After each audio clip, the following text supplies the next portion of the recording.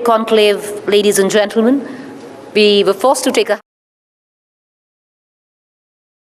2002, when it first started, the India Today Conclave has set a benchmark for high-quality debate, intellectual inquiry across a spectrum of disciplines. It is attended by the country's political, entrepreneurial, and intellectual elite and is broadcast across our 4 television channels.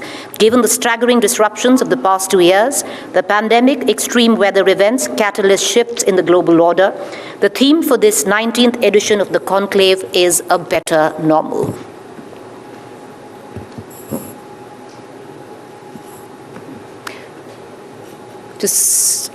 Beginning in just about a minute, I urge you all who are also just standing outside the doors, do come in. Please do come in. Clear the aisles.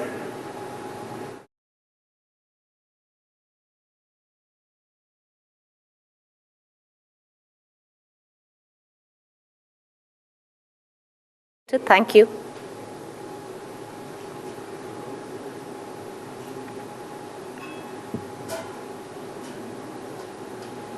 Always a good time to thank our sponsors. Our presenting sponsor, ITC, Conclave partner Hindustan Power Darwin, luxury mobility partner BMW, state partner Uttar Pradesh government, tourism partner Uttarakhand, knowledge partner Jain University, banking partner IDFC, insurance partner LIC, celebration partner Glenlivet, partner Sri Ram Transport Finance Company Limited, bespoke partner Da Milano.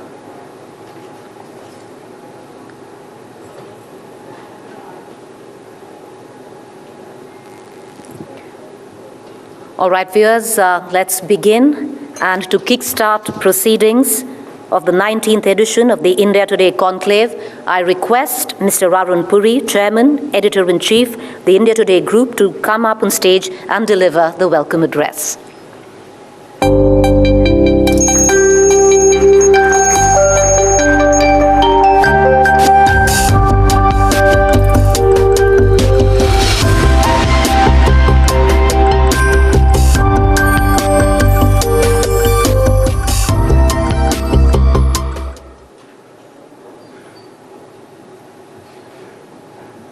Ladies and gentlemen, good morning.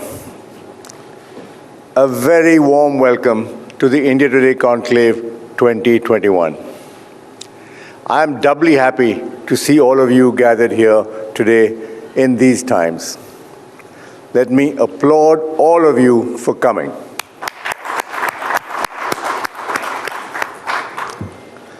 Ladies and gentlemen, this is our 19th edition of the Conclave.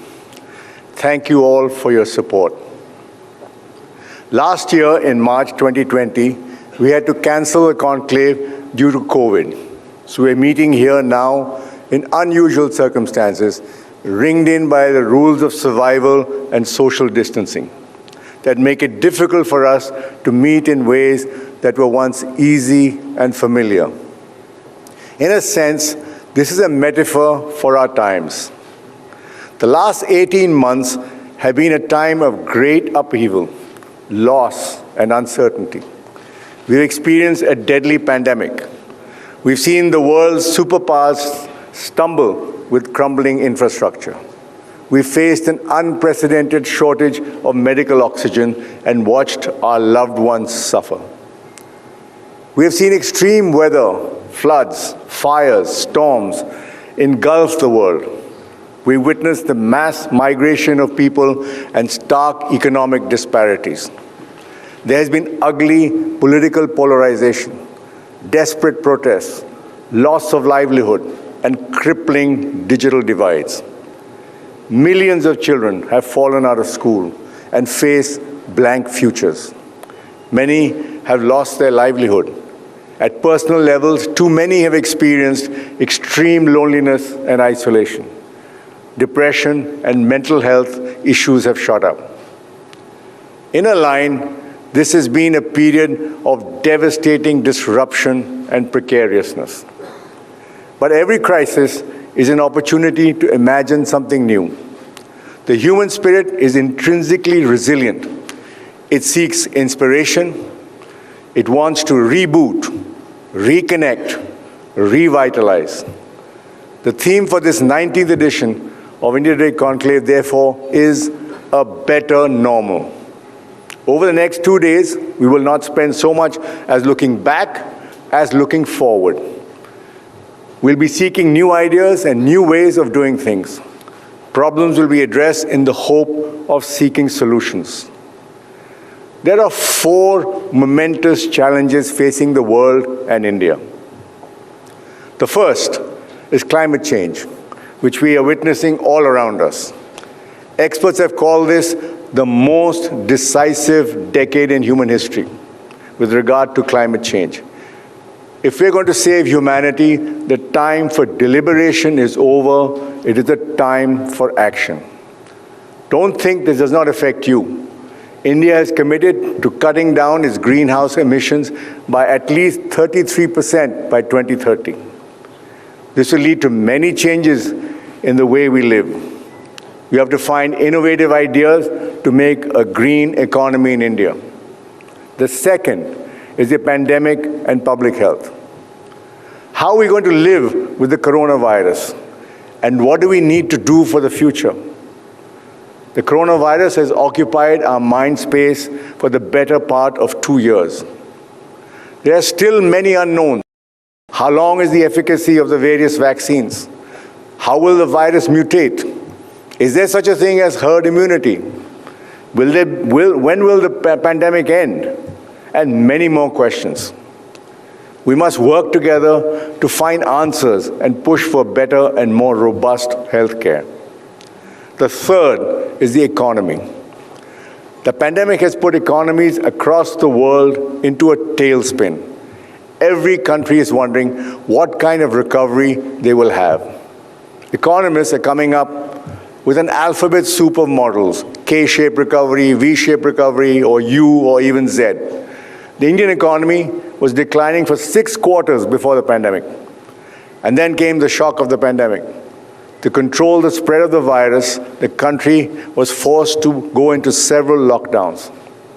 The result was the worst contraction of the Indian economy seen in recent history. The world economy is in a churn too. Global supply chains have been disrupted. What measures will help the country emerge from this difficult economic period? What are the new opportunities for India in the changing world? What's happening with markets? And what is the world of cryptocurrency? I am personally pleased to see that privatization and asset monetization have become part of our political lexicon. They are no longer dirty words as they were in the past. This is a long overdue change. The fourth is the global power shifts. There's an aggressive China and a self-interested America, all in the shadow of the American withdrawal from Afghanistan and the rise of the Taliban. It seems the next hot zone for global diplomacy will be our neighborhood. We live in a volatile zone, and on the 20th anniversary of 9/11, it is a sobering thought to recall that what happens in Afghanistan has repercussions everywhere. The last 2 years have seen dramatic shifts in power: the rise of a multipolar world, an expansionist China, a diminished America, and a return of the Taliban. But beneath these shorthand phrases lies many complexities. China is rising, but it's also slowing and aging. America is in the mood to withdraw from its foreign policy interventions, but is still the world's largest military and economic power. And the Taliban insists it has changed, even as its hardline factions take control. Meanwhile, Pakistan has its nefarious designs behind the scenes. I believe the recent developments in Afghanistan pose a clear and present danger to India. So how should we deal with this complex power matrix? The Conclave program has been designed keeping these major themes in mind. And we have a brilliant spectrum of speakers on these subjects: Pulitzer Prize winner, generals, academics, doctors, athletes, actors, economists, businessmen, gamers, climate activists, entrepreneurs, politicians, and thought leaders from across the world who are passionate about building a brighter future. It is a jam-packed program, ladies and gentlemen, with 78 speakers. So be ready for a tsunami of ideas. We are today living in a COVID world. We must learn to live with it the best way we can. Every sphere of our public and personal life has changed and will change further. One thing the pandemic has taught us, that we are all in it together. The virus respects no boundaries of any kind. Everyone is vulnerable. We're asking for a rethink. We must create a better normal. I hope the conclave puts you on this path. Happy conclaving. Thank you for coming.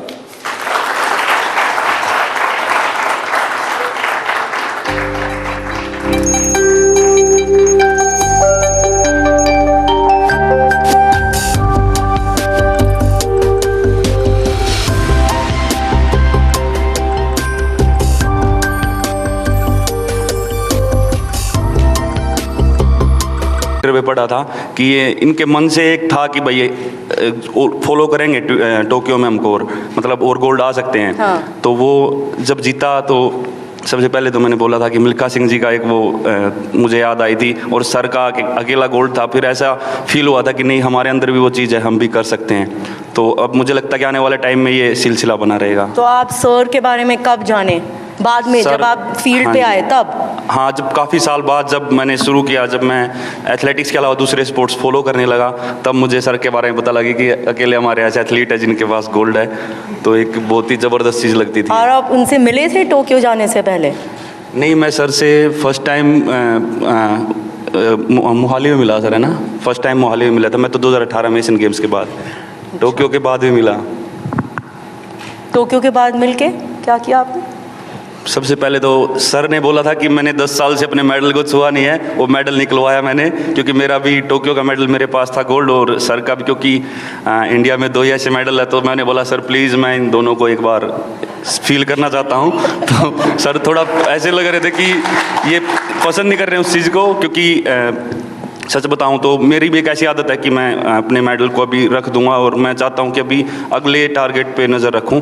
तो sir का भी ऐसे मुझे feel हुआ कि इनको वो चीज़ पसंद नहीं है कि एक बार जीत लिया बार बार उसी चीज़ को ऐसे दिखाते रहे कि मैंने गोल्ड जीता। ये बड़े काम जो है मैंने देखा है, बड़े काम हैं। तो मैंने बोला कि सर प्लीज़ आप निकालो। तो थोड़ा मैं भी शाई फील करता हूँ, सर मुझसे भी ज़्यादा शाई लगे मुझे कि ऐसे कैसे पोज करना है मेडल को लेके, नहीं मुझे नहीं पता ऐसे, मतलब वो काफ़ी शाई लग रहे थे। लेकिन बहुत अच्छा लगा उस दिन, मैं जब दोनों मेडल को ले रहा था और मैं बोल रहा था कि ये दोनों दो ही हमारे पास मेडल है इंडिया में और दोनों आज मेरे हाथ में है। तो बहुत अच्छा लग रहा था उस दिन। लॉकर में क्या बंद करके रखा हुआ था अभिनव ने? No, it's in a display case.